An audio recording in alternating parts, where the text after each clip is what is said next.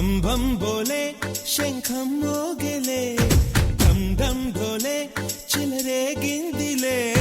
గారు welcome to అలీతో సరదాగా. Thank you అమ్మ. సో ఫస్ట్ మీకు కంగ్రాచులేషన్ సీతారామం సినిమా. మీ లోగోలో లెజెండరీ యాక్టర్ కృష్ణుడి రూపంలో ఉన్న రామారావు గారు, అది మీకు సెంటిమెంటా? నేను ఎప్పటికీ ఆయన దైవంగానే భావిస్తాను. ఏంటి ఒక మంచి సినిమా తీసావు, నేను చూశాను, చాలా బాగుంది కదా, ఇంకెందుకు నువ్వు మళ్ళీ సినిమా వద్దు, నీకు వెళ్ళిపో అన్నా. దాంతో నేను వెళ్ళనండి, నేను మీతో సినిమా తీయడానికి వచ్చాను. మీలాగే వీళ్ళు కూడా ముగ్గురు ప్రొడ్యూసర్లు గానీ మారుతున్నారా, లేకపోతే స్వప్న ఒకటేనా ప్రొడ్యూసర్? సరే, ఫస్ట్ ఎవడే సుబ్రహ్మణ్యం కథ వాళ్ళిద్దరు కలిసి విన్నారు. నాగ్ అశ్విన్ అని, చాలా బాగుంది తీద్దామా అన్నారు. ఇప్పటికే చాలా బాగుంటారు, నాకంటే ఎక్కువ బాగుంటుంది. హిందీలో ఫస్ట్ సినిమా పెళ్లి సందడి, వేరే సప్నంకి రాణి. తర్వాత అనిల్ కపూర్ తో చూడాలని ఉంది హిందీ. నేను అరవింద్ గారు కలిసి తీసాం. కలిసి తీస్తే మా ఇద్దరికి చాలా మంచి కానుకలు వచ్చినాయి. ఆయనకి 6 కోట్లు, నాకు 6 కోట్లు పోయింది. గురించి 6 రోజుల్లో ఆ సినిమాకి ఎంత అయింది? ఫస్ట్ సినిమా అయితే ఎదురులే మనిషి 16 లక్షలు, యుగ పురుషుడు 20 లక్షలు. ఇప్పుడు 16 లక్షలు వాళ్ళ మేకప్ మ్యాన్కి ఇస్తున్నారు కదా. ఇంకొక గొప్ప విషయం ఒకటి, వాణిశ్రీ గారిని ఫిక్స్ చేయడం జరిగింది.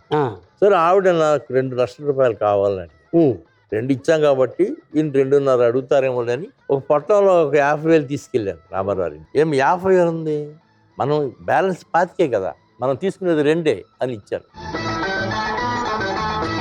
ఈ బ్యానర్ లో ఇటీవల మధ్య కాలంలో ఒక సినిమా పేరు మర్చిపోయారు, జాతిరత్న. దీనికి డెసిషన్ మేకర్ ఎవరు? ఏదో మొదలు పెట్టారు, ఏదో చేస్తున్నారు, తను చెప్పాడు కదా అని. మీరు విన్నారా? కథ విన్నారా? అది కథ చెప్పడానికి వాళ్ళ దగ్గర ఏమి లేదు, కామెడీ సీన్సే. సినిమా హిట్ అయ్యింది, స్వయంగా వెళ్ళి చూసాను థియేటర్లో. మాస్ పెట్టారు, మాస్ తీసి పక్కన పడేసి నవ్వి చప్పట్లు కొట్టి లక్ష్మీ రాజ్ కుమారుడు మహేష్ బాబు, రామ్ చరణ్ చిరుత, అల్లు అర్జున్ గంగోత్రి, మహానటి ఆవిడ బయోపిక్ తీయాలనే ఆలోచన మీద మీ అల్లుడు నాగీద కథ అనుకోగానే అతను హీరోయిన్ గా పాపులర్ మలయాళం ఆర్టిస్ట్. ఆ ఆఖరిలో తాగుడు గిగుడు ఆ సీన్స్ ఉండవు కదా, మనకి ఏదో అడిగింది, నేను అలాంటివి ఉంటే చేయనని. ఆ అమ్మాయిని మాత్రం పెట్టడానికి వీలు లేదు, నువ్వేం చేస్తావో నాకు తెలియదు అని చెప్పాను. ఫస్ట్ హీరోయిన్ ఎవరి గురించి? మీరు వద్దన్న హీరోయిన్. పెద్ద ఆయన ఉన్న రోజుల్లోనే, అంటే రామారావు గారు ఉన్న రోజుల్లోనే మీరు ఆయన పార్టీలో ఎందుకు చేరలేదు అప్పట్లో? ఆ పార్టీ అభిమానిగా, ఆ పార్టీలో ఒక మెంబర్ కానీ మెలిగాను, కానీ ఈ ప్రత్యక్ష రాజకీయాల్లోకి రావాలని నాకు ఎప్పుడు అనిపించలేదు. ఓకే, ఇంకా ఎటువంటి సినిమాలు వైజయంతి నుంచి మేము ఎక్స్పెక్ట్ చేయొచ్చు? మైండ్లో అనుకుని ముందుకెళ్ళట్లేదు, అదే నా ఆఖరి చిత్రం అని నేను డిక్లేర్ చేసుకున్నాను మనసులో. ఏ సినిమా గురించి? అది జగదేవ్ కీరుడు అతులకు ఉంది. అది మళ్ళీ పార్ట్ 2 తీద్దామని. ఎవరితో ఎక్స్పెక్ట్ చేయొచ్చు? ప్రొడక్షన్ ని చక్రం తిప్పేది స్వప్న, ప్రియాంక కూడా. బెస్ట్ ప్రొడ్యూసర్ స్వప్న, అశ్విని దత్తునా? ఏ తండ్రి అయినా కోరుకుంటాడు, డామినేట్ చేయాలని అనుకుంటాడు. కాబట్టి మీకు ముగ్గురు అమ్మాయిలే, ఏ రోజైనా వారసుడు ఉంటే బాగుండేదే అని ఎప్పుడైనా ఫీల్ అయ్యారా గురించి మీరు? ఆ ఫీలింగ్ వచ్చే ముందు వాడెవడో ఒక విచిత్రంగా పుట్టి ఆడు నన్ను హీరోయిన్ చెయ్యి అంటే మొత్తం పోయేది కదా. సన్ స్ట్రోక్ అంటారు దాన్ని.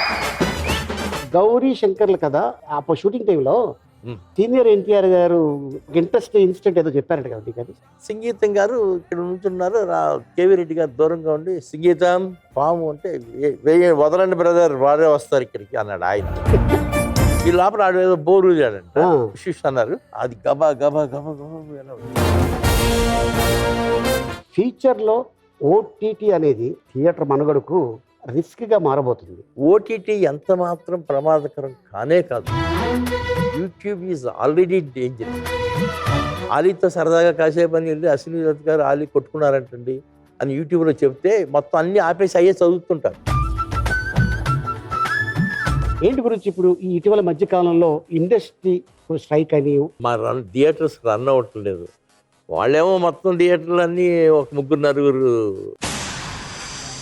ఇప్పుడు ప్రాజెక్ట్ కేసు సినిమా మొత్తం అయిపోయినట్టు 55% అయింది. 55%. ఈ షెడ్యూల్ ఉండుంటే ఏ స్ట్రైక్ నేను లెక్క పెట్టేవాడిని కాదు, నా సినిమా తీసేవాడిని. భారీ నిర్మాత అంటే ఫస్ట్ పేరు వినేది అశ్విని దత్ గారు. సో అట్లాంటిది అశ్విని దత్ గారు డిసప్పాయింట్ ఎందుకు అయ్యారు? శక్తి ఆ శక్తి సినిమా రిలీజ్ అయిన తర్వాత నాలో బాగా శక్తి విహానం వచ్చిందని ఎందుకు అనిపించింది నాకు. ఆ సినిమా రిలీజ్ అయిన జనవరిలో నాన్నగారు పోవటం, ఇవన్నీ రజనీకాంత్ గారి మాట వినకపోవటం, నా వైఫ్ చెప్పిన మాట వినకపోవటం,